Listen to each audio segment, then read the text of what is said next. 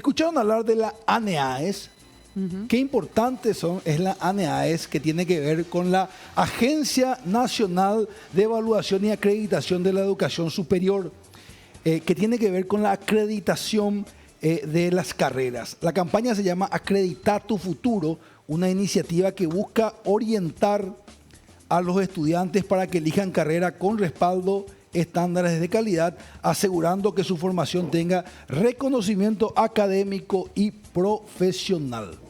Qué importante, mi querida Claudia, vos que siempre estás en el tema de educación. Tiene que estar certificado, ¿verdad? Claro, claro. Tiene que cumplir ciertos estándares, así mismo, Salim. Contame un poco del tema. Que es muy importante, doctor, la certificación para que las universidades tengan un relevamiento, que tengan esa certificación, ¿verdad? Y tiene mayor importancia aún en el Paraguay, donde la mediocridad es mayoría absoluta. Entonces, la certificación, que es en el fondo el certificado de calidad de una institución educativa, tiene que venir proveniente de personas preparadas para lo mismo, porque el diagnóstico de un curandero no es lo mismo que el diagnóstico de un médico. Yo creo que en ese sentido ANEAE hoy ha recuperado su esencia con la presidencia de nuestro invitado. No quiero decir hijo de quién es, porque eso va a ser insultar su propia inteligencia. Él es autónomo, independiente, sí, totalmente, soberano. Claro. Yo por eso no enfoqué por ahí. Ha adquirido su propia estructura intelectual, que es envidiable, porque es uno de los pocos jóvenes paraguayos que reúne las condiciones académicas y en este momento didácticas y pedagógicas para que la ANEAE efectivamente pueda recuperar el mérito perdido. Permitime leer un poco de él. Sí, señor. Yo no suelo leer, pero creo que vale la pena. Así es. Él se llama José Fernando Duarte Penayo. Tiene casi 39 años. Su formación académica es fantástica. Voy a empezar de hacia abajo. Licenciado en Sociología en la Universidad de Buenos Aires. También es licenciado en Filosofía en París. Mira un poco, nos va a enseñar mucho. Tiene la maestría en Ciencias Humanas, con mención filosófica en la Universidad de París. Esto en francés se lee distinto. Doctorado en Filosofía, es doctor también, por eso le decimos doctor, en la Universidad de París. Realmente, y después tiene muchísimas especialidades, ¿verdad? Entonces, un lujo realmente, creo que para la ANEAES, para el gobierno, que él forme parte, ¿verdad? Y para nosotros, que vamos a aprender un poquito, a ver si nos permite analizar algunas cuestiones sociales del Paraguay. Para todos los paraguayos, yo creo que él ya no es un patrimonio. Algunos quieren capturarlo como patrimonio del Partido Colorado, que se jodan los colorados. Este es un patrimonio nacional. Salim. Señor. Yo creo que el entrevistado también puede hoy explicarnos la gran diferencia entre la acreditación y la habilitación. Que son dos palabras que recontra mega usan en el mundo marketinero las universidades privadas. Así la es. acreditación y la habilitación. Así es. Recordando un poco, la Agencia es Nacional de Evaluación y Acreditación de Educación Superior. Eso es la ANEAES. Acompáñeme, vamos a hablar con el doctor José Duarte.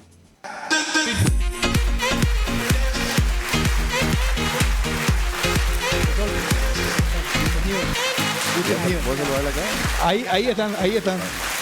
Bienvenido, gracias por estar acá. Gracias, Salim. Con nosotros, qué privilegio poder conversar contigo, doctor. Yo tuve la oportunidad de verte un día en una conferencia, una ponencia que hiciste en Dende. Sí. Y bueno, ahí me quedé y recordé una frase que tuya y bueno, ahí le dijimos con Fabi si podíamos tenerte, entonces un privilegio que estés acá. Queremos comenzar hablando de la ANEAES. Sí. Contándonos un poquito de qué se trata, pongamos un poco en contexto para aquellas personas que no saben de qué se trata, a qué ministerio pertenece. Por favor, adelante. Bueno, la ANEAES es una institución autónoma que tiene no solo autonomía técnica, sino también administrativa. Surge la ANEAES en el año 2003, producto de su ley de creación, la 2072, luego de un proceso previo, que es el MEXA, el Mecanismo Experimental de Acreditación Regional. Surge en un contexto donde en el Mercosur se estaban empezando a discutir la necesidad de aseguradoras de la calidad para la educación superior. La institución que asegura la calidad de la educación superior es una institución que en el mundo, en el centro académico mundial, surge en los años 80 en un contexto donde los estados de bienestar empiezan a tener problemas para financiar a la universidad pública y se empieza a impulsar la idea de una mayor rendición de cuentas de las universidades públicas y de un Estado más regulador que interventor en el marco de la nueva administración pública, el New Management. En América Latina esto llega con fuerza recién desde la década mediados de los 90, la CONADO en Argentina es el equivalente de la NEAES en Paraguay y nosotros entramos en el año 2003 con nuestra ley de creación, pero con más fuerza y capacidad operativa recién en el año 2009. La NEAES es una institución, como dice su nombre, que evalúa y acredita la calidad. Nosotros somos la institución encargada de certificar la calidad de las carreras y las instituciones. Y desde el año 2003 hasta el presente, ya van más de 2 décadas, es una institución que se ha consolidado no solo nacionalmente, sino internacionalmente, porque formamos parte de varias redes internacionales. La NEAES es la única institución en educación superior que también es evaluada de manera externa y ha obtenido reconocimientos importantes en cuanto a sus procesos. Estos son logros que son muy importantes para la historia de nuestra institución, sin embargo nosotros no estamos conformes en absoluto, porque si bien hemos avanzado en procesos, todavía queda por explorar el impacto real que tienen estas evaluaciones en la calidad de la educación superior. En esto también hay que explicar un poco el proceso en el Paraguay. No podemos entender el estado actual de la educación superior sin entender el proceso histórico. Paraguay hasta 1960 solo tenía 2 universidades. En 1960 se creó la Universidad Católica y recién con el advenimiento de la democracia empieza un proceso de masificación de la oferta y de democratización del acceso. El problema es que esta democratización del acceso se ha dado de manera un poco desordenada y muchas veces en detrimento de la calidad. Entonces, esa es la razón de ser de la NEAES, de tratar de poner un piso mínimo, poner condiciones básicas de cumplimiento, de manera a ordenar un poco la oferta. En Paraguay hoy existe como 6.000 carreras habilitadas por el CONES, no todas están activas o inactivas. Y nosotros lo que buscamos es, en este mar de ofertas académicas, dar a la ciudadanía la información de cuáles cumplen, no criterios de excelencia, criterios y condiciones básicas, que es nuestra matriz de calidad. Lo básico es lo que estamos nosotros evaluando hoy. Y la pregunta acá de Jota, creo que es fundamental la diferencia entre habilitar y acreditar. La habilitación es el punto de partida de una carrera, es como su certificado de nacimiento, y eso lo realiza el Consejo Nacional de Educación Superior, el CONES, mientras que la acreditación es una evaluación de la implementación de aquello que fue habilitado luego de su primera cohorte de egresados, su primera promoción de egresados. Entonces ahí es un análisis ex post, el CONES hace un análisis ex ante, es decir, antes la implementación y el otro luego de la implementación. Totalmente claro. Sí. Ahora, hablando un poquito de esa acreditación que hace la institución que usted representa, nosotros podemos de la NEAES hacer una intervención si no está bien la calidad, se puede clausurar una carrera. ¿Cuál es el rol y cuáles son las consecuencias en dicho rol? La NEAES es una institución eminentemente técnica. Okay. Nosotros trabajamos en la evaluación con un registro nacional de pares evaluadores que son los expertos por áreas del conocimiento. Es decir, no es la burocracia de la NEAES la que evalúa, sino este registro nacional conformado por expertos que surgen que se ingresa a este registro nacional por medio de concursos públicos. Por medio de concursos públicos. Además, hay un mecanismo que nosotros hemos implementado ya este año desde nuestra gestión, de que el sorteo público para la asignación de estos evaluadores sea por medios digitales. También a partir de mi gestión, la NEAES ha empezado a transmitir en vivo todas sus sesiones, de modo que la ciudadanía sepa cómo se acreditan, bajo qué criterios y quiénes son los que votan la acreditación, porque es el consejo directivo conformado por 5 miembros el que acredita. Okay. Dicho todo esto, la NEAES no tiene poder sancionador. Okay. Es como un auditor, es un contralor. Es un asegurador de calidad. Okay.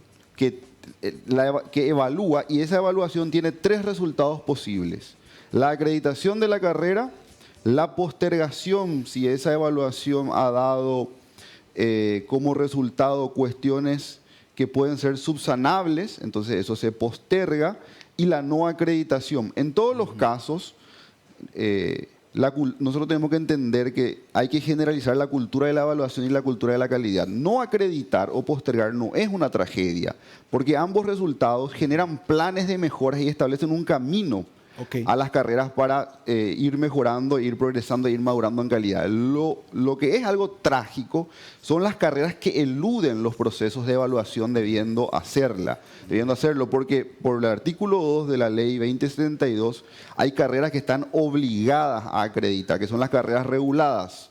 Medicina, Derecho, Ingeniería Agronómica, Odontología, son carreras que tienen obligación de presentarse.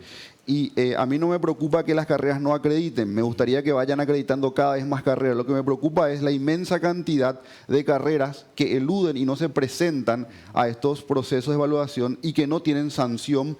Y esto voy a decir, no porque el CONES no pueda hacer su trabajo, porque al diseño institucional y a la Ley 4995 de Educación Superior le falta una mayor reglamentación. Hoy el CONES solo tiene como posibilidad de sanción la intervención, y la intervención es un proceso complicado, oneroso, y que generalmente no se realiza de manera práctica operativa. Yo conozco, porque también estuve en el CONES, el año pasado me desempeñé como director académico, conozco ambas instituciones desde adentro, y este es un tema que tenemos que discutir en el presente. Yo tengo muy buena relación con el presidente del CONES, Federico, y estamos discutiendo la necesidad de generar nuevos instrumentos de monitoreo, de control, justamente para estas carreras o estas instituciones que eluden de manera sistemática la evaluación. Y te digo algo más, Salim, eludir de manera sistemática la evaluación del CONES es una suerte de mecanismo de competencia desleal, porque hay universidades y carreras que están haciendo un gran esfuerzo, invirtiendo en equipos de calidad, invirtiendo en establecer procesos, buenas prácticas. Sin embargo, hay otras carreras que eluden esto, abaratan costo de esta manera, quizás ofrecen una matrícula más barata, pero a costa de la calidad y a costa de la informalidad. Grave lo que está diciendo, doctor. Serio. ¿Cómo se hace para reglamentar eso que usted quiere? ¿Cuál es el proceso que debe...? Estamos en plena discusión si esto implicaría una iniciativa legislativa o podría hacerse por medio de un decreto reglamentario o por una simple resolución más fina del CONES para tener atribuciones más claras de sanción, o más que de sanción, de control, ¿verdad? Y también de prevención. Entiendo que hoy el CONES tiene una sesión ordinaria muy importante donde se va a establecer, hablaba ayer con el presidente Federico Mora, se va a establecer como requisito para nuevas habilitaciones de carrera que la institución no tenga deudas pendientes con la ANEAES. Este tipo de vinculaciones en el pasado no existían. ANEAES y CONES, la ANEAES y el CONES funcionaban de manera separada por diferencias entre sus autoridades o por simple inmadurez institucional. Nosotros estamos buscando ir hacia un funcionamiento más sistémico de la educación superior, de modo que estas instancias, que son 3, el Ministerio de Educación, porque finalmente ahí se registra el título, Claro. El CONES, que habilita las carreras y tiene poder sancionador, y la ANEAES, que certifica la calidad, funcionen de manera más integrada. ¿Cuál es el plan para que eso suceda? Porque ahora se da la situación donde los presidentes, en este caso Federico Mora y el doctor Duarte, usted, tienen una buena relación. En el pasado eso no funcionó porque eso no había sucedido. ¿Hay alguna forma de institucionalizar eso que no dependan de las personas? ¿Cuál es el futuro? ¿Cómo ve usted? Podría haber la necesidad, yo creo que es necesaria una revisión de la 4995, no así de la 2072. Nuestra posición sobre nuestra ley de creación de ANEAES es no tocar la ley nuestra, pero sí la 4995. Hay que entender que la 2072, que crea la ANEAES, surge en el 2003, producto del contexto que expliqué antes. Sí. La 4995 es una ley de fines del gobierno de Federico Franco en el 2013, y busca poner término a la situación que generó la conocida, popularizada Ley Marcos, que fue un marco normativo bajo el cual se crearon más del 75% de las universidades privadas. Esa ley permitió una expansión muy rápida de la oferta, pero generó asimismo dudas sobre la legitimidad y la calidad de esas carreras. Entonces la ley de educación superior que se discute durante todo el gobierno de Lugo y que tuvo antecedentes como la suspensión por ley de carrera, la habilitación de carrera al inicio, es un punto de llegada a ese problema bien local y específico. Y esa ley yo creo que debería ser revisada en algunos de sus aspectos, sobre todo en esta posibilidad de sanción o de control. También hay cuestiones en la ley 4995 que hoy lastimosamente no se pueden cumplir, pero están enunciadas. La ley 4995 tiene un estándar muy alto, exige, por ejemplo, docentes de tiempo completo a las carreras en un porcentaje alto, exige, por ejemplo, que las becas sean asignadas únicamente a carreras acreditadas. Tiene estándares muy altos, su espíritu es muy bueno, pero debería tener una mayor integración, yo creo, en el diseño con la NEAS y con el Ministerio de Educación. Bueno, considero siempre esto como problemas buenos, los problemas de crecimiento, ¿verdad? Yo hace un tiempo hice una presentación y estuve buscando algunos datos de cuántos estudiantes universitarios había en el Paraguay en el año 89, en la transición democrática, como algunos le dicen, ¿verdad? Y era alrededor de 25.000, no hay números muy exactos, ¿verdad? 25.000 aproximadamente dos universidades. Hoy 58, usted me va a precisar, 58 universidades aproximadamente, y justamente el presidente Federico Mora me decía 400.000 estudiantes universitarios, aprox. Sí. Se puede precisar, pero estamos hablando, yo digo, y esto hago mucho en las presentaciones de trabajo también empresariales, de otro país. Y vos que sos sociólogo, doctor, me vas a precisar, estamos hablando de otra sociedad, una sociedad de hace 30, 35 años, con 25.000 estudiantes universitarios, versus una sociedad con 400.000. ¿Es otra sociedad la paraguaya? Es otra sociedad, justamente hay a veces cierta nostalgia y con justa razón de aquella Universidad Nacional de Asunción que se crea como parte de nuestra historia en el año 1889, producto de la reconstrucción del país luego de la Guerra de la Triple Alianza, la Edad de Oro de la Universidad Católica. Tiene diferentes fases la historia de educación superior. Y hay un libro muy interesante que es canónico de Domingo Rivarola que lo reconstruye, un material que hizo para la UNESCO, las diferentes fases y momentos, ¿verdad? Y es probable que en el pasado hayamos tenido una educación de mayor calidad, pero con fines muy distintos. Era una educación para pocos que tenía la función más que nada de formar élites y cuadros dirigenciales o cuadros profesionales, a la situación que experimentamos hoy, donde el Paraguay se moderniza, el Paraguay crece demográficamente, el Paraguay crece económicamente y el mercado presiona sobre todo y designa funciones nuevas a la universidad en su trabajo para la formación del capital humano. Se ha masificado, como digo, la educación. Es otro país a partir del cambio de siglo, sobre todo. Yo creo que a partir del 2003 en adelante la situación económica, social del Paraguay cambia, no solo por el sostenido crecimiento económico que muchas veces, es cierto, no se traduce en una reducción concreta de desigualdades, pero surgen muchas cosas que antes no teníamos, ciudades intermedias, por ejemplo. Surge un proceso de urbanización muy fuerte. Se configura una nueva clase media que está bien explicado por todos los indicadores sociales. No es una clase media a la europea o no es una clase media del primer mundo, es una clase media típica del contexto latinoamericano, con vulnerabilidad, con problemas crecientes, pero es una clase media que tiene nuevas demandas, nuevas aspiraciones y entre ellas la educación superior es fundamental porque el proceso de reforma educativa puede tener muchos déficits y críticas, pero de algún modo también masificó la conclusión del nivel secundario y eso hizo que haya más presión y más demanda por educación superior. Entonces es otro país, hay otras expectativas, pero ante esa situación yo creo que falta un mayor ordenamiento y un establecimiento de estándares de calidad mucho más claros. Y falta una conexión mucho más fuerte de la educación superior con las necesidades reales de desarrollo del país. Nosotros tenemos que ir hacia la consolidación de un marco nacional de cualificaciones, por ejemplo. Es muy difícil hablar de lo que el país necesita en materia de educación superior sin tener un marco nacional de cualificaciones.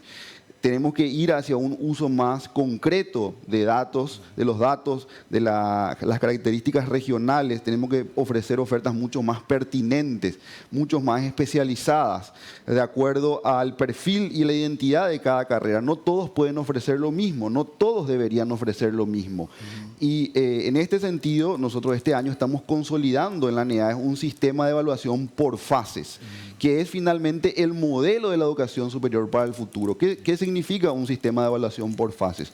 Ya no vamos a evaluar solamente a partir de una matriz única con criterios básicos, sino que vamos a tener matrices de calidad diferenciadas. La fase 1 va a seguir evaluando a las carreras en sus condiciones básicas de cumplimiento, pero la fase 2 ya va a evaluar condiciones de innovación y de mejora continua, más ligada a la investigación, y la fase 3 ya va a evaluar cuestiones que tengan que ver con criterios de excelencia en busca de que las universidades y las carreras se autorregulen. Esto va a ordenar la oferta académica, va a generar una jerarquización, porque van a haber carreras que van a llegar a la fase 2, a la fase 3 y otras que no, y vamos a tener un mapa de la educación superior mucho más claro. Y los criterios para acreditación en la fase 2 y fase 3 cada vez se relacionan más con las necesidades de innovación, con requisitos que tienen que ver con esta conexión que la educación tiene que tender de manera mucho más clara con el mundo del trabajo, con el mundo de la economía, con el mundo del Estado. Hablaba recién de la demanda desde el punto de vista del mercado, ¿verdad? Para que la carrera universitaria se traduzca en éxito, se tienen que aplicar, ¿verdad? Principalmente las técnicas. Quizás las humanísticas tienen otro fin también, pero las técnicas uno tiene que tener la salida laboral. ¿Cómo está la relación con industria y comercio? ¿Existe un plan país a largo plazo, a 20 años, que diga, bueno, nosotros tenemos tales recursos naturales, vamos a potenciar esto, necesitamos técnicos para las fábricas, necesitamos esto, no calza o no sucede tal cosa, doctor? No, yo creo que sí, tenemos el plan de desarrollo, hay líneas marcadas y que están en continuidad con el proceso que el Paraguay experimenta. Hay una cierta continuidad de determinadas políticas públicas en el país que hay que saludar, consolidar otras, pero sí falta un mayor esfuerzo de reflexión. El Estado paraguayo necesita ser un Estado que se mueva de manera mucho más moderna en diferentes áreas, necesita ser un Estado que se nutra cada vez más de un análisis claro de datos, necesita tener una visión mucho más clara en términos geopolíticos, en términos de su inserción en el mundo. Son cuestiones que deben ser agregadas al camino trazado que tiene el Paraguay, que experimenta el Paraguay de manera ordenada desde hace más de 2 décadas. Me parece que son muchos los temas que ahí se deberían discutir y la educación superior es el gran tema de este siglo para América Latina. Lo dice la UNESCO, lo dicen varios estudios. Nosotros tenemos un gran cuello de botella porque podemos jactarnos de la estabilidad económica que tenemos, del desarrollo económico que viene teniendo el Paraguay en diferentes áreas de su economía, de la modernización, de la urbanización, de la emergencia de nuevas clases medias, pero nuestro gran cuello de botella sigue siendo nuestro capital humano, que no está todavía a la altura para dar un crecimiento y un salto mayor. Es conocida la historia de inversores extranjeros, de proyectos de inversión que muchas veces no encuentran mandos medios en el Paraguay o que no encuentran cuadros gerenciales que necesitan y el costo de oportunidad se pierde. Entonces nosotros tenemos que tener bien claro esto. La educación superior no ha sido lastimosamente una agenda central del Estado, no ahora ni en el gobierno anterior, sino en todo el proceso, porque tuvimos que priorizar a la educación básica, a la educación media, pero yo creo que este gobierno, el gobierno del presidente Peña, está comprendiendo esto y está dando un salto.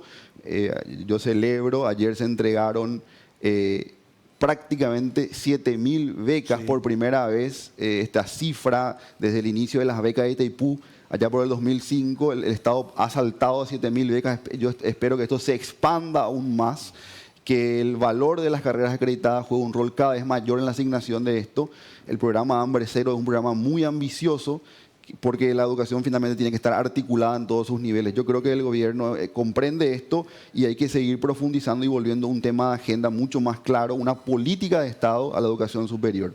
Claramente. Ahora, los temas gerenciales los mandos medios tienen mucho que ver con un skill que no es técnico, que tiene que ver con el liderazgo. Ahí yo no sé si se está abordando de esa manera, ¿verdad? Porque un extranjero normalmente viene y ocupa esos mandos medios, no necesariamente por un conocimiento técnico distinto, Sí. una cuestión de liderazgo. Yo no sé si eso está presente, ese skill, ¿verdad? Ese pensamiento crítico o bajar líneas, ese tipo de cosas. Incluso se da hasta en los cargos deportivos, los directores técnicos, ¿verdad? No sé si hay un análisis respecto a eso, doctor, usted que es sociólogo. Hay una serie de reflexiones y análisis en lo que es, bueno, en lo que decía la nueva administración pública, la importancia y la relevancia que tienen todas estas, las denominadas habilidades blandas. Escuchaba atentamente antes de ingresar la discusión que tenían sobre la necesidad del pensamiento crítico, cómo el pensamiento crítico es de algún modo incorporado al mundo de la empresa, a toda la orientación de la discusión de diferentes paradigmas psicológicos, de la psicología que hoy hablan también de la necesidad de avanzar en la resolución de problemas.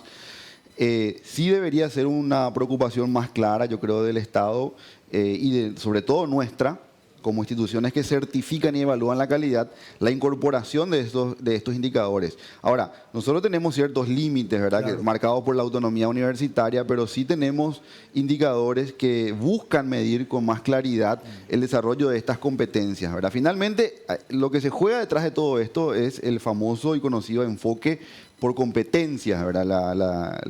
El modelo pedagógico y curricular de la educación superior ya desde hace varias décadas viene transformándose y cambiando de un enfoque que tenía como principal razón de ser la transmisión de determinados saberes, la asimilación de los mismos, y hoy el paradigma más fuerte a partir de determinados hitos como el Pacto de Bolonia, la Unión Europea, es ir hacia un enfoque donde el aprendizaje tenga como resultado habilidades, competencias bien específicas, que no son solamente técnicas, como bien lo decís, sino también que tienen que ver muchas veces con estas habilidades blandas, que tienen que ver con el trabajo en equipo, con el liderazgo, con la capacidad empática hacia el otro, con la creatividad, con la capacidad y la habilidad para la resolución de problemas. Correcto. Entonces, nosotros estamos ajustando y revisando nuestras matrices de calidad de modo a que estas cuestiones tengan mucha más claridad en la evaluación. Claramente. Doctor Euclides Acevedo. Yo quería aprovechar la presencia del doctor Duarte. Él acaba de señalar que de alguna manera hay una suerte de mejor relacionamiento entre el CONES y el ANEAES. Y se debe, y señalaste muy bien, que podríamos implementar a través de una nueva ley, la reforma que él se refiere. Hay una especie de sinergia entre él y Federico Mora. La pregunta es, habida cuenta de que el estudiante secundario que viene de la primaria, del preescolar, tropieza con una gran incapacidad para adaptarse a las exigencias de la educación superior, ¿hay una vinculación con el Ministerio de Educación, para decir de una manera más coloquial? ¿Estamos preparando a los estudiantes de primaria y secundaria para ingresar a la universidad? ¿O para ingresar a la universidad hay que recurrir a los famosos cursillos privados que resultan un encarecimiento de la canasta familiar de esa clase media a la que te referís, que nadie está preparado a recibirse de bachiller para examinarse en medicina? Tiene que seguir sí o sí un cursillo. Entonces, hay una suerte de preocupación, presumo que sí, ¿verdad? Pero creo que con País Ramírez se pueden perfectamente combinar. Yo creo que sí. Con el ministro Ramírez tengo también una gran relación. Es un interlocutor permanente que me da el privilegio a mí de tener estas discusiones. Una persona que me ha dado su apoyo, que me ha designado. Yo soy presidente de la ANEAES porque soy el miembro titular del Ministerio de Educación.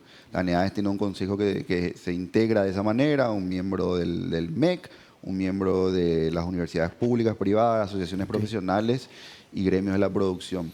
Y el trabajo que está llevando adelante el ministro Ramírez, yo quiero destacar, no solamente lleva adelante políticas educativas de alto impacto que serán, yo creo, evaluadas en el futuro, como su proyecto de promoción de la lectoescritura, de la comprensión y muchos otros, sino me parece que el ministro Ramírez es una de las figuras más importantes que tiene este gobierno por su capacidad, además, de diálogo con los diferentes actores del mundo de la educación, del mundo de la política, y la preocupación del ministro es siempre pensar esta articulación de los diferentes niveles, que empiezan en la primera infancia en realidad ya hoy, ¿verdad? 2000 días.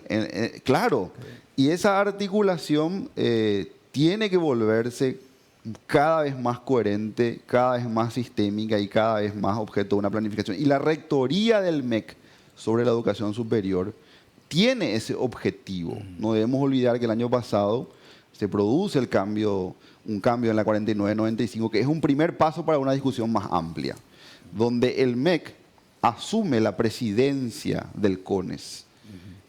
Ese impulso que tiene el MEC hoy y esa conquista para mí es producto de una preocupación y de una visión del ministro y la actual conducción del Ministerio de Educación de considerar que estas instancias deben estar articuladas. No se puede pensar, como dice Euclides, de manera aislada, aunque así se lo ha pensado históricamente en el Paraguay, porque nuestras urgencias han sido la educación básica hasta los años 60, 70, 80 quizás.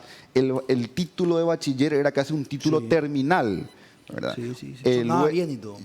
Luego, hoy se discute, ¿verdad?, ya si el título de grado hoy para el mundo académico ya no es un título terminal. La licenciatura. Ya no es un título terminal. Hoy el paradigma es el aprendizaje a lo largo de toda la vida, porque el mercado es vertiginoso, las competencias cambian y se exigen nuevas a cada rato. Se hablaba antes de la obsolescencia programada de los bienes de consumo. Hoy hay también obsolescencia de las competencias que uno necesita para producir en el mercado, ¿verdad? Hay competencias que ya no tienen sentido hoy por la irrupción de la inteligencia artificial, por la irrupción de nuevas configuraciones de intercambio. Entonces, ese es el contexto en el que nosotros estamos, en el que tenemos que pararnos y desde el que tenemos que planificar estos temas tan importantes como es la articulación de los diferentes niveles, desde la primera infancia hasta la educación superior. Me parece fundamental. A mí me gustaría enganchar con un tema, doctor, si me permite, aprovechando esos conocimientos sociales, sociológicos, que estudian a las sociedades, ¿verdad? Si el país ha cambiado tanto en su composición, hablamos de una clase media, recién nos describía, no podemos negar, año 97, si mal no recuerdo, 57% del Paraguay estaba en la franja de la pobreza, en términos de ingresos por lo menos. Hoy, pocos años después, casi 30 años después, eso bajó al 20, ese 21, según los últimos datos. O sea, no podemos negar que ha habido una mejora increíble. Ahora, ¿por qué esa clase media que hoy gana 4 millones como familia, en media, no tiene casi acceso a los productos públicos, a los servicios públicos? ¿Cuál es su lectura con respecto a eso? Hemos mejorado, pero los servicios públicos han acompañado la mejora de la macroeconomía o no. El Estado paraguayo, tenemos una baja presión tributaria, comparativamente hablando con los otros países, sin embargo, hay una baja prestación, por lo menos perceptivamente hablando. Sí. Es una gran deuda y materia pendiente avanzar en el fortalecimiento de los servicios públicos. Yo pienso que hay esfuerzos que hay que reconocer en todo este tramo. Las políticas sociales que se vienen desarrollando en el Paraguay desde el 2005 con la creación de Tecoporá, hasta las diferentes políticas de transferencia condicionada que hoy existen y que han surgido a lo largo de diferentes gobiernos, fueron fundamentales para la reducción de la pobreza. Y le escuchaba al director del INE, Iván Ojeda, referir que sin estas políticas los niveles de pobreza en el Paraguay serían mayores. Ahora, nosotros tenemos una suerte de pacto social que hay que revisar con mucho cuidado, porque también tiene sus aspectos positivos, que es esta estabilidad económica, esta predecibilidad en el funcionamiento del mercado, de nuestra inserción global. Pero ese pacto implícito, de algún modo, limita las posibilidades prestación de servicios públicos fundamentales del Estado paraguayo, por lo que vos estás refiriendo, Salim, la baja carga impositiva que existe en nuestro país. Ahora, yo no soy una persona que crea que las cosas se solucionan subiendo impuestos, Claro. una perspectiva solamente impositiva. No podemos, yo creo, de manera responsable en el Paraguay plantear simplemente una suba de impuestos sin discutir criterios de participación en estas reformas. ¿A qué me refiero con esto? Debe haber claridad. La sociedad debe tener la seguridad y la garantía de que cualquier contribución mayor que vaya a ser exigida a sectores que pueden contribuir más va a tener un verdadero blindaje institucional para la inversión pública, va a haber participación de la sociedad civil en el control de estos recursos y que no va a ser simplemente algo decidido desde arriba sin un sistema claro de rendición de cuentas. Yo creo que deberíamos poder discutir esto, pero con esa salvedad. Cualquier tipo de mayor aporte tributario debería estar blindado por las necesidades estratégicas del país y no de vuelta caer en el uso discrecional de los que no quieren o no tienen un proyecto verdadero de modernización del Paraguay en su infraestructura, en sus servicios públicos, en sus servicios de salud, en sus servicios de educación, transporte, que son las verdaderas necesidades que tiene el pueblo paraguayo. Hablando de política, no necesariamente partidaria, pero en general, con este cambio de la sociedad paraguaya, los sistemas previos, sin juzgar si estuvieron bien o mal, yo escuché una declaración, creo que tuya, doctor, y a mí me enseñó muchísimo y me hizo meditar, reflexionar mucho, ¿verdad? Yo soy de familia colorada, yo también soy colorado. Mucha gente hoy en día critica, a veces peyorativamente, la palabra seccionalero, ¿verdad? Sí. Sin embargo, si uno estudia el modelo sin querer juzgar tanto de las décadas pasadas, ha fungido de alguna manera casi como un Estado, sin decir si estuvo bien o mal, ¿verdad? Se han hecho polladas, han salvado vidas. Yo no sé si eso estuvo premeditado, ese sistema ya feneció directamente con este cambio de la sociedad paraguaya, el prebendarismo ha fenecido. ¿Cuál es tu lectura? ¿Cómo ves los próximos años de la política paraguaya? Yo no creo que el prebendarismo o el clientelismo sea la variable omniexplicativa de los procesos sociales, es decir, aquello que da cuenta y que determina los procesos electorales. Seguramente juega un papel fundamental el control del aparato estatal, sin lugar a dudas. Esto ocurre en la mayoría de los sistemas electorales de América Latina y en otras partes del mundo. Pero en el Paraguay ya hemos tenido contraejemplos. La oposición ha ganado un sinfín de elecciones contra el aparato estatal. Es más, en el Partido Colorado, por su propia lógica y dinámica interna, generalmente los que no están en funciones de poder y forman la famosa disidencia suelen ganar las elecciones a los que controlan el poder. Tenemos el caso, por ejemplo, de Mario Ferreiro en Asunción, de Prieto en el este, que ganó al aparato estatal, ganó a los partidos tradicionales, y esto es producto también de la existencia de una nueva clase media que tiene una capacidad y un discernimiento y tiene demandas y tiene una idiosincrasia renovada, y hay que tomar nota de esto. Los partidos políticos tienen que tomar nota. Yo siempre digo que el Partido Colorado tiene que tener una agenda mucho más clara para estos sectores sociales emergentes. Está muy bien la reivindicación de nuestro pasado como partido agrarista. Para mí es un gran orgullo el pasado que tiene el Partido Colorado durante todo el siglo XX, un objeto de polémica que siempre tenemos en la ampliación de la participación del campesinado, de la clase trabajadora, del voto a la mujer. Todos los procesos de ampliación de la participación política se dieron por instancias y reivindicaciones del Partido Colorado. Yo sé que acá Euclides va a discutir esto como febrerista, pero la cristalización, la consolidación de todo el programa de la Revolución de Febrero, en todo caso, fueron institucionalizados por acciones del Partido Colorado. El primer código laboral le da al Paraguay el Partido Colorado, más allá de los intentos que ya incipientes de la Revolución Febrerista. Y hoy en el contexto hoy en el siglo XXI, el Partido Colorado tiene que renovar su agenda política, tiene que aprender a interpelar a la sociedad de acuerdo a su nuevo perfil en este tiempo. Tenemos que saber hablarle a la sociedad, y para saber hablar a la sociedad tenemos que conocer a la sociedad, cuáles son sus aspiraciones, cuál es su realidad, cuáles son sus sueños, dónde están parados, cuál es la historia de su familia. Hace poco estuve en la Universidad Nacional de Pilar compartiendo y presentaban una estadística de sus ingresantes, y el 33% de los ingresantes de la Universidad Nacional de Pilar por primera vez son personas que entran a la universidad, es decir, no tienen una tradición de padres universitarios. Eso significa que nuestra sociedad está cambiando, que hay una nueva realidad, y los partidos tradicionales deben tener, me parece, la lucidez de interpretar. Y yo creo que el Partido Colorado, si algo le distingue, es que ha sido siempre el intérprete más esclarecido del momento. Y el Partido Colorado no se confunde con el ser ni con la identidad nacional. El Partido Colorado no es la identidad nacional, es el intérprete más esclarecido de nuestra identidad nacional. Eso yo creo, y esa es su eficacia política. Qué interesante. Bueno, qué interesante conversar contigo, doctor. Ojalá podamos volver a conversar de estos temas tan importantes como los que nos relataste, hablar un poco de historia, entender un poco cómo nos llevamos con el liberalismo realmente los paraguayos, cómo históricamente nos hemos llevado con el liberalismo que se nos ha querido imponer, por qué nos ha costado tanto adoptar. Y me encantaría que podamos conversar en otra ocasión de esto. Presidente, te deseo lo mejor. Muchas gracias, Salim, por la oportunidad. Ha sido un placer hablar contigo. También acá a los panelistas les saludo, y a los ilustres panelistas, muchas gracias.